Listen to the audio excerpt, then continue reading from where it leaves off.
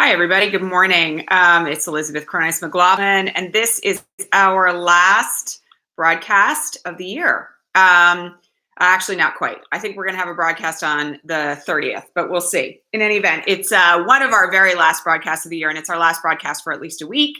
Very glad to see all of you here.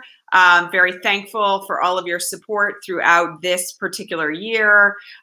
Just want to say thank you so much for everything that you have done, all your contributions, everything related to your activism and your work. And of course, for your support here on Patreon. We're very grateful. And it's certainly allowed us as a team, especially through the transitions that we've been through this year, moving the Daily from Facebook over here and all of that. We're very grateful for your support. So thank you all for that. We've got a fair amount of stuff to cover today, most of which is impeachment related. Before we get started, I just want to mention really quickly that we have a lot coming up in January of 2020 now. And I want to just encourage everyone to please take a break over the holidays. This is one of the reasons why I'm taking next week off from the broadcast. It's really important that we take the rest while we can.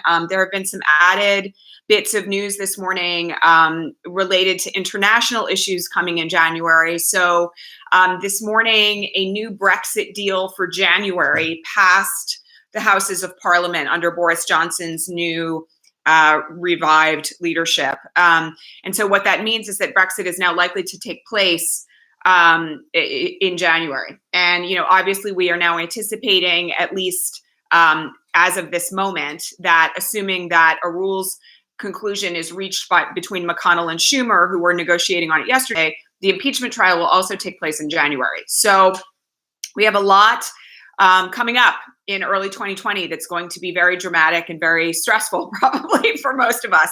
And so I truly hope that we'll all be in a position over the next couple of weeks to take a little bit of time off.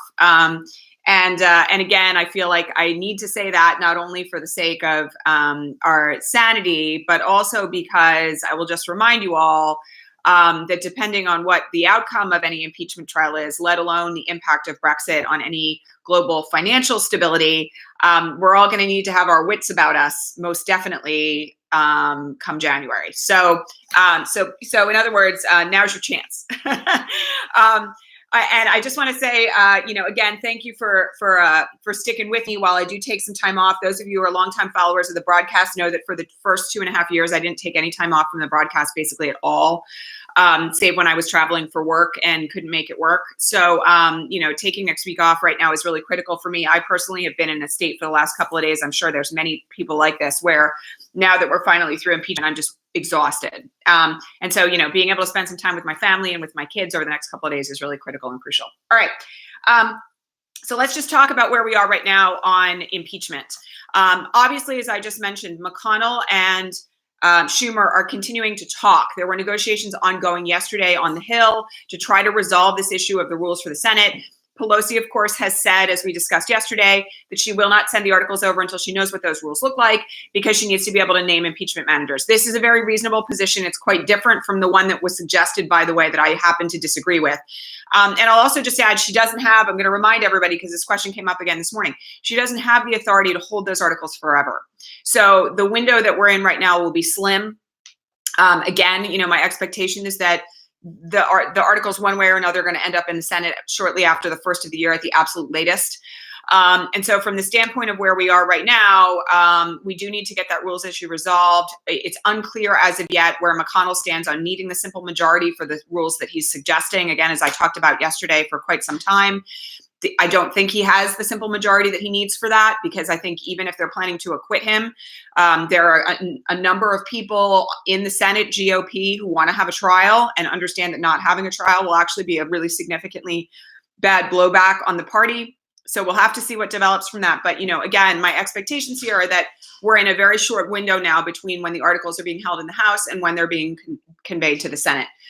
All right, one of the things that happened yesterday, which was huge, like it's actually really hard to kind of overstate the significance of this, but it happened late last night, is that Christianity Today, which, of course, was originally founded by Billy Graham, and is now run by, well, apparently Franklin Graham has stepped away from some of the day-to-day oversight.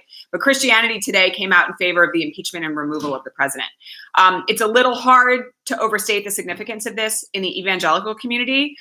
It's something that I don't think anyone ever expected was going to happen in light of the way that this president has been talked about.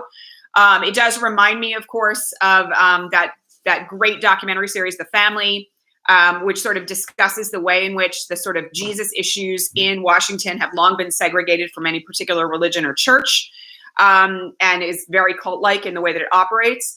But my expectation at this point is that this will have an impact.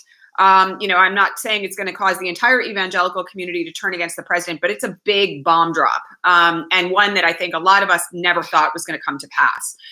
The president, of course, was off the rails about it this morning, tweeting ad nauseum about how Christianity Today was a radical left publication. I had my moment where I was like, are you joking? You're like, I mean, plainly, he's never read it. Let me just say that.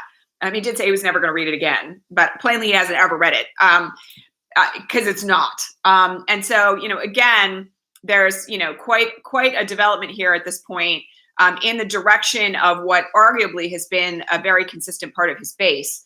And of course, he's very upset about it. I'm not surprised that he is. I will just say that, from the standpoint of this particular development, in addition to all the other newspapers now that have come out with editorials demanding his removal or impeachment or both, there's quite a weight of push now in a number of directions and audiences, and I'm very glad to see that, frankly. All right, we did have this strange development earlier this week, which I just didn't bother to talk about, but somebody asked about it this morning, so I should just mention it. There is apparently a Russian spy ship, so to speak, a Russian military boat off the coast of South Carolina that has been operating fairly close to shore, still in international waters, and not using its lights or signaling and not responding to pings from local waterborne vessels. It's a little odd. It was reported on the day before impeachment.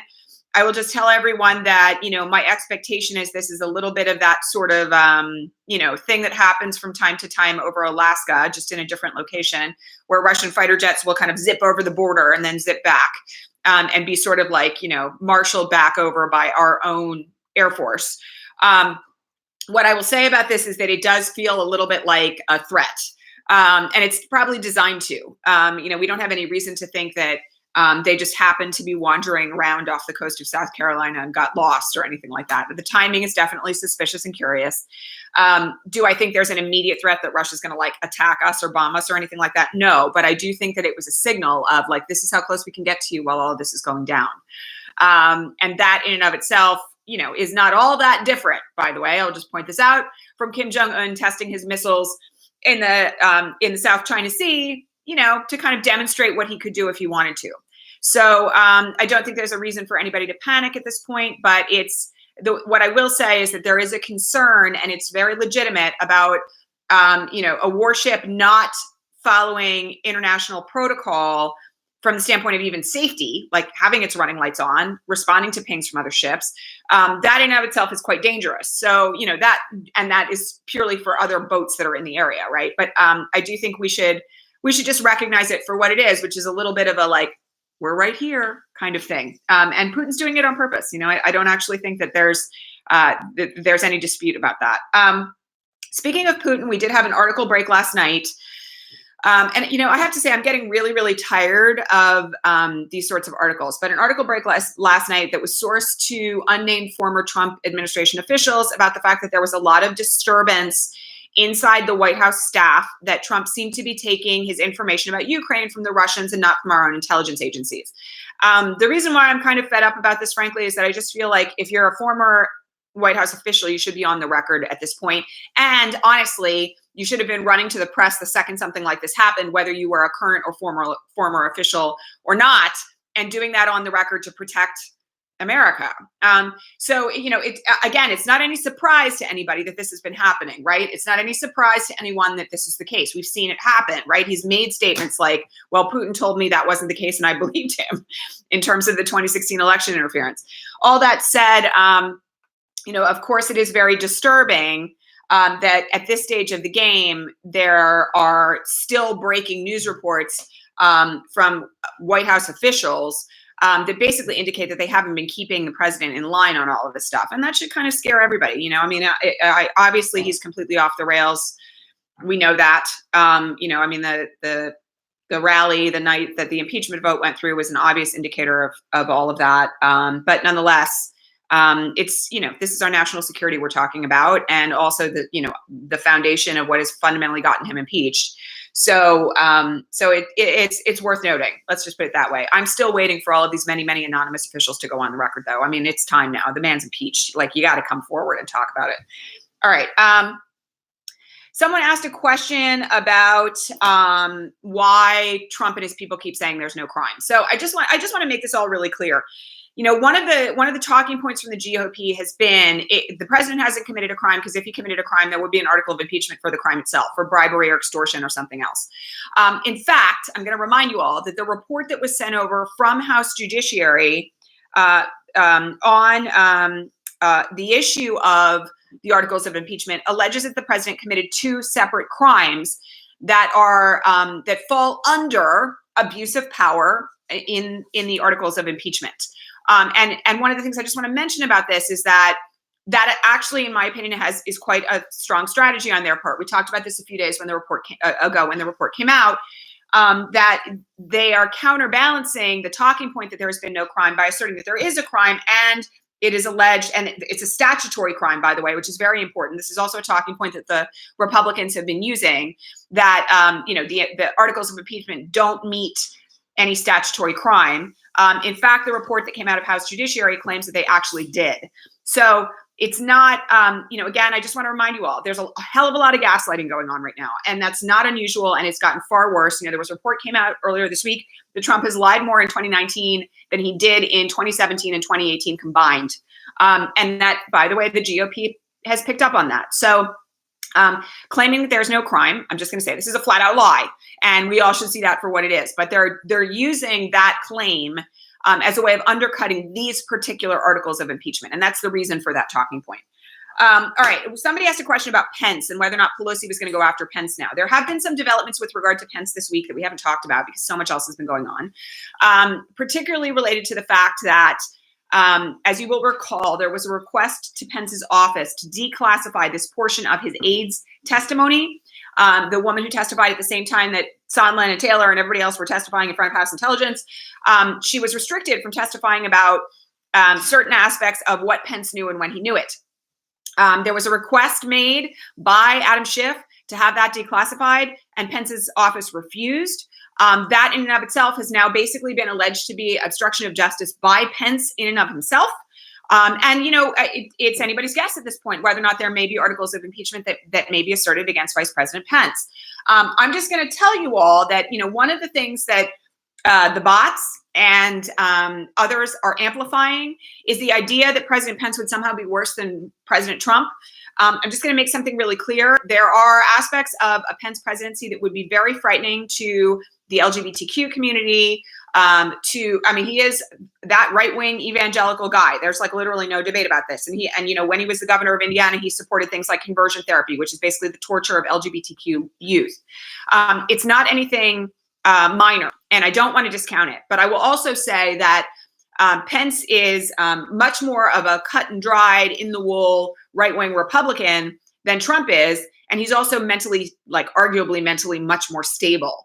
And the other thing I will just say here is that I've been saying since the very beginning of this broadcast that if we ended up with President Pence, or what I had originally predicted, which was President Ryan, back when Paul Ryan was still the Speaker of the House prior to the 2018 election, one of the things that I continuously said was that there's a very big difference between being able to push back against the policies of a right-wing Republican and having to deal with a president who is completely unhinged, mentally unstable, in rapid decline, with a narcissistic personality disorder. And given those two options between now and the 2020 election, I would take President Pence in a heartbeat. Because the other thing I will just tell you is that, and this is a reminder, that any anti-LGBTQ legislation has to get through the House, and it's not going to. So there are many, many ways in which a President Pence, for let's call it 9 months, would be a much more acceptable option at this point than what we currently have in the White House. And, I do feel very strongly at this point that it is bot-driven activity, the false social media accounts that are driving this idea that President Pence is somehow worse. Because that, who wins from that? Trump, right? Like, then the argument behind that is don't impeach Trump because then we'll end up with President Pence. So, please keep in mind when you see these talking points, like who benefits? This is the thing I feel like I say all the time these days, but I haven't said it for the last couple of weeks. Whenever you're thinking about whether to retweet something or share it on Facebook or share it otherwise, even in the conversations you have with people, think about who benefits from the talking point that's being asserted. Because if the person who benefits from that is Trump, it's probably not in your best interest to share it. All right, that's Pence. I was asked for a little bit of a roundup on the debates, so let me just say this. Those of you who follow me on Twitter last night know that I was profoundly upset about Pete Buttigieg last night for a chunk of time. I really felt as though not only was there a gross immaturity on display in the way that he addressed Elizabeth Warren, it was also condescending. And I think there's a legitimate query there about his fundraising and the fact that he has not he's not running a campaign that doesn't take money from big money donors and dark money and all the rest of it. I'm also going to remind you all that Pete Buttigieg is one of Mark Zuckerberg's best friends. And from the standpoint of, what's going to benefit, America in the next presidency, I personally don't feel that it's going to be somebody who thinks Mark Zuckerberg is a good guy. So his response to Warren, I thought was not presidential. I had a lot of issues with it. I also had a lot of issues, by the way, with a number of his other responses. And I'll just add, I generally feel like the way in which what should have been very softball questions on gender and race were addressed by a number of the male candidates last night was really sad and quite telling. I'm also just going to say that, at this moment in time, and I've said this before, and this shouldn't come as a surprise to anybody, Biden has really serious problems in quite a number of communities. And I'm just going to, I know that there are people out there who support him, who think that that's an easy question. I'll also just tell you, for those of you who are paying attention, you will note that Elizabeth Warren this week got endorsements from quite a number of former Obama staffers, that there is growing support for Elizabeth Warren amongst some very prominent Black public intellectuals. There's also quite a growing support for her in the LGBTQ and particularly the trans community. So, again, we have to kind of think through here, who is building the broadest coalition, who is building the biggest base, who is building a movement versus trying to pander or attach themselves to various communities just for the sake of getting the vote. And personally, I approach this election from the following place and nothing else, really, when it comes down to it. We absolutely have to have radical change in the next president. We have to have a president who understands the underpinnings that led to Trump in the first place. Electing somebody who doesn't do that, right? Somebody who really doesn't get that things like dark money and social media manipulation and profound racism, going back to the origins of this country and our foundational documents, that institutionalized racism and misogyny and homophobia, and an unwillingness, by the way, to confront those issues is what allowed Trump to rise in the first place. I don't want to elect a candidate, frankly, who doesn't see all of that and understand it in really profound ways, like way down deep in their bones, or at the bare minimum has brought people onto the campaign who are educating them about that. And, I've talked about this a lot recently amongst our RISE community. But one of the things that is really key to me about a potential Warren presidency, and that frankly I am looking for in any candidate, is the ability to listen and to change and to grow and to change policies, which, by the way, Elizabeth Warren has done. She changed her agricultural policy after meeting with Black farmers when she started to understand the way in which racism functions in agricultural issues. So, there's a real need here to not be scared, to not throw weight behind candidates that have serious problems, have already alienated major voting blocks of the Democratic Party, as opposed to making a choice, for a nominee. And this is a primary, everybody knows we're going to vote blue no matter who, whenever we land there. But, in the primary, getting a candidate who really is going to lead us into the next decade with an understanding of what needs to change in this country. That to me is an obvious choice at this moment in time. I'll also just add that, notwithstanding my support for Elizabeth Warren, Cory Booker and Julian Castro should have been on that stage last night.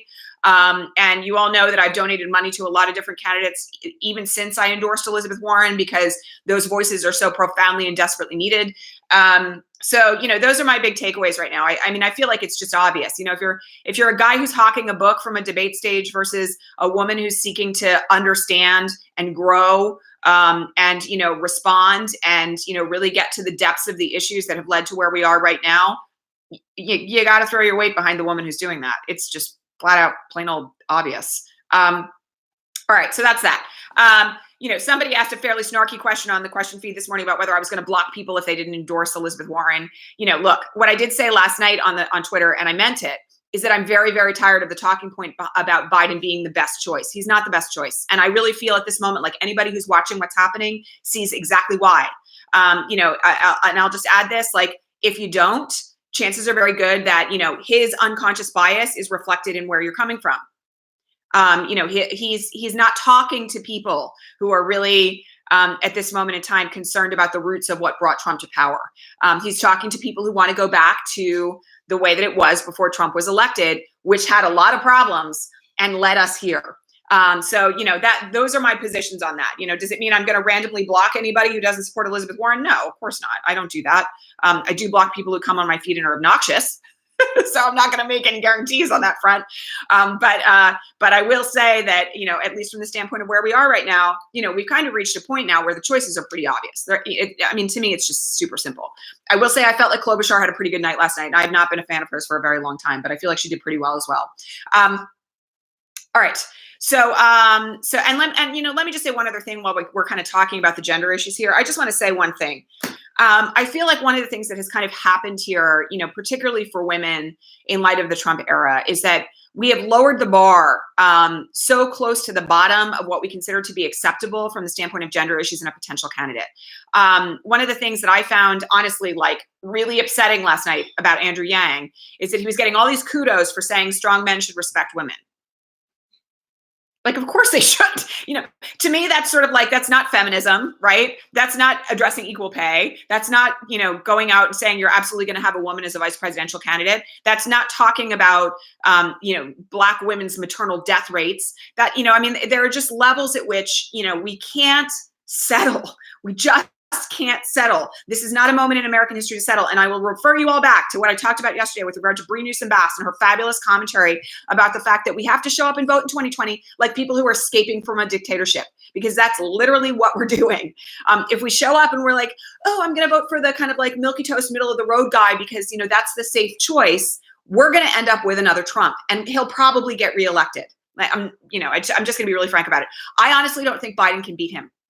At this stage of the game, I think Biden has lost too much support, and I think it will result in an absence of people showing up at the polls when the real turning point for the 2020 election is going to be getting out the vote amongst those 100 million voters that did not vote in 2016. The only way you do that is by having a candidate that inspires people to show up. And if you are a candidate who has already demonstrated that you're not really capable of listening, or you're willing to alienate women or people of color or the LGBTQ community, or you make so many gaffes that people are like, I'm not really sure that guy can hold it together. That's not what motivates people to show up. So some of this also has to be strategic about our aims, right? Our aims for the 2020 election. All right. So that is my commentary for today. I'm going to say a couple of other little things here, just very briefly. So Senate goes into recess as of today. I very much want to encourage all of you, if you have a spare half an hour over the next couple of weeks, to go to your local senator's office and make your voice heard. Call and make sure they're open first. Don't go on Christmas Day. But, it is a very good moment to do that, because everybody's going to be home in their home states. And even if it's just, let me just tell you, as always, you all know who have watched for some time, I'm very much in favor of creative activism. Show up with a plate of cookies for the staff. Make a point, show up with balloons. This has been done before, right? Make a point of showing up and being direct, making your point, demanding removal, but showing up. It's really profoundly important as we head into a potential impeachment trial that our senators hear from us. And it's a good moment to do that. It's just a really good moment to do that. I will also just add, if you live in a blue state, if you're like me, or you're represented by Kamala Harris, for instance, and Dianne Feinstein, it may be a moment to just, give them a call and say thanks for all your support this year. And, we're behind you heading into the impeachment trial. And we're so grateful for all your hard work and everything that you're doing and the stress of, your life through all of this. So it's really just, at this point, very, very, very, very, very critical that we leverage the time that we have and the energy we have over the next couple of weeks to reach out to the Senate. All right, last thoughts. So I started here and I'm just going to end here really quick. I want to thank all of you for your support this year. You all know I'm taking next week off. I'm not going to be broadcasting. I will be back on the 30th for what will probably be our last broadcast of 2019. But I am also going to make a very strong effort to stay off of social media for the next week so that I can really direct my attention to my family and my kids. So this is my moment to just say thank you for all of your support, for following us over as we made the transition of the Daily to Patreon, for being so kind to me and my staff. Even for those of you who have at times been frustrated by the platform or frustrated by Patreon's features or have found this transition not very comfortable, your continued persistence here, so to speak, is very much welcome. And I also just want to thank everyone who has already committed and spent time this year doing things to very much change the outcome of our government and our nation and our planet. Because I know there's a lot of followers here who are doing things that nobody ever sees, right? You're doing postcard campaigns from your kitchen table. You're walking around canvassing your neighbors for special elections. You're out there volunteering and getting trained to be Democratic precinct captains. You're doing all sorts of things that nobody sees. And so I just want to take this moment to say, I see you. And I am profoundly fortunate and lucky to be in this position. This was not, as you all know, this broadcast never started out intending to be all of this. It was me just talking to my friends in the days after the 2016 election. And I feel very blessed and fortunate to have gotten to know so many of you, particularly over the last year, who are doing so much good work. And so I'm just very, very grateful to all of you. Of course, I also need to say here, because I don't say it often enough, that none of this would be possible without my incredible staff. The team that runs us behind the scenes every day, who sits here blocking trolls, who makes sure that, questions on Patreon get answered, who refer people to ways to kind of like update your credit card when you're not getting the broadcast because your expiration date has passed. Again, I'm Megan Baker and Brittany Zeman, who are our day-to-day back-end team. We've got other people who help us out from time to time, but they're the two who are really here all the time. They're incredible women. They're working mothers. I'm just so radically blessed to have them present and here and supporting all the work that we do. So big shout out to all of them. And I just want to, again, I said it at the beginning, I'm going to say it now. Please take your time off now, because between Brexit now and being in January, the impeachment trial now being in January, this is your last chance before it starts to get really chaotic again. All right. So much love to all of you, much gratitude to all of you. I wish you the best for your holidays, whatever you observe, or even if you don't. And I encourage you very much to take care of yourself over the next couple of weeks. And I will see you all on December 30th. All right. Much love to everyone. Thanks so much. Bye.